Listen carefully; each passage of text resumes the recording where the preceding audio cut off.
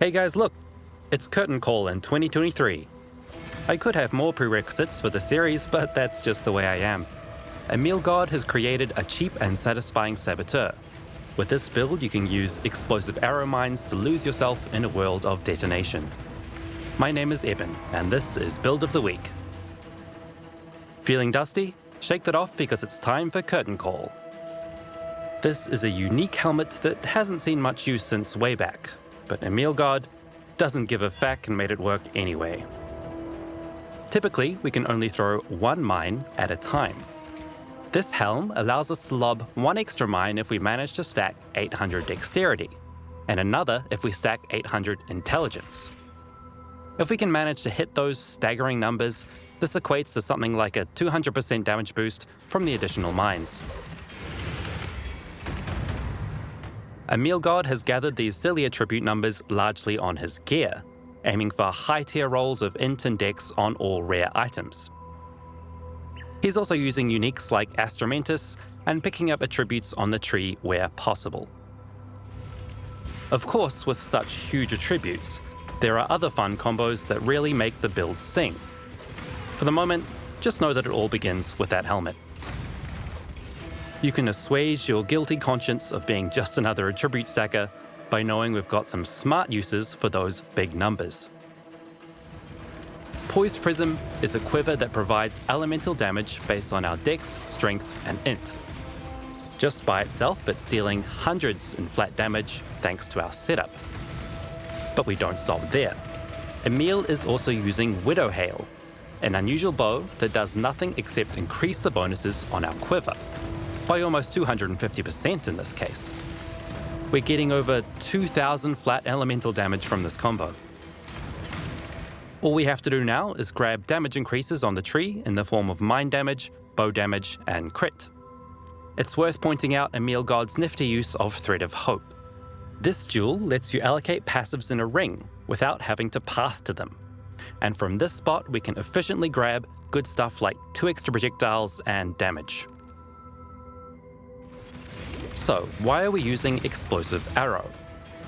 We could be using any elemental bow skill with our mines, but Emilgod explains that Explosive Arrow synergizes especially well.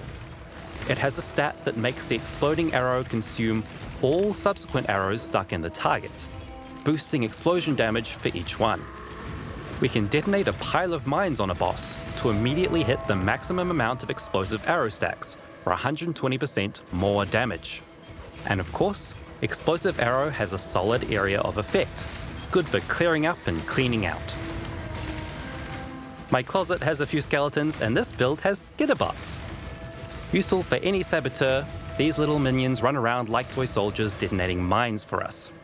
Those mines will then rearm, allowing for an extra detonation. The last little trick Emil employs is a common one for mine users, but handy to know.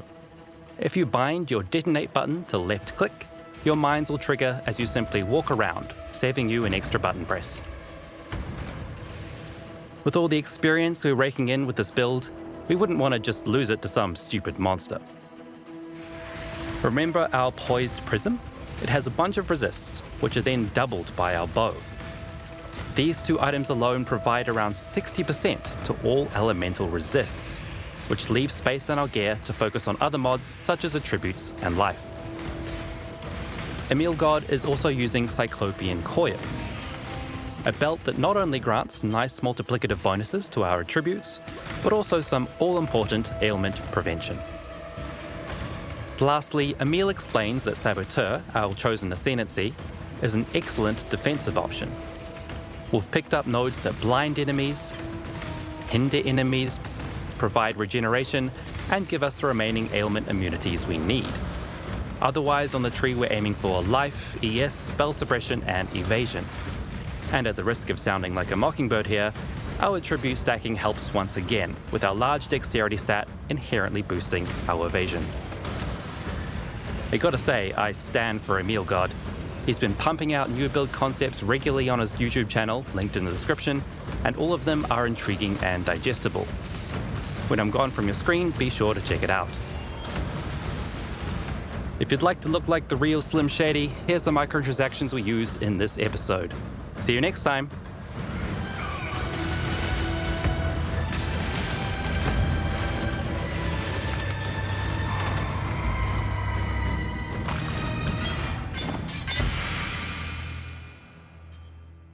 And if you haven't noticed by now, I did manage to include every song from Eminem's 2005 Curtain Call album on the script. Where would you be without me?